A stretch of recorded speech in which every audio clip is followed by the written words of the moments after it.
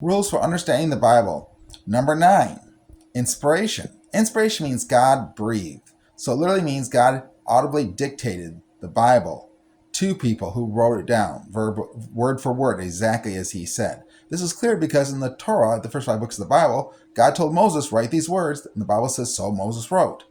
Then in the New Testament, at the end of the book of Revelations, God tells John to write the things which thou hear and seest. And the Bible says John wrote these things down. Therefore, the whole Bible was given by audible dictation, out loud, where people heard what God was saying and wrote down, like word for word, what he said.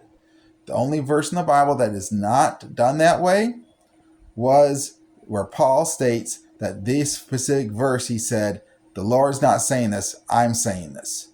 That one verse, though, God approved of. And God knew he was going to write that down and let him write that down. And Paul said he wrote it by permission. God said it's okay. You can go ahead and keep that. You wanted to put that down, you can keep that. And the fact that God would have stopped him if it wasn't what God wanted to have, would have said, but Paul thought ahead and wrote down this, and God said, yep, that's what I was going to say, was because in the book of Revelations, when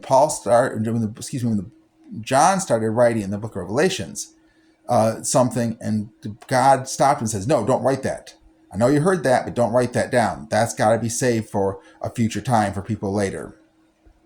That does not mean we'll have future revelation. God just said when it happens, the people that are living at that time will hear whatever was spoken, and they will understand then. So God, if he had not intended Paul to write that down, and that wasn't what he was going to say, and Paul just jumped ahead of him, and God gave him permission to leave it in there because God, yep, that's what I was going to say type thing. Therefore, the whole Bible was given by audible dictation of God.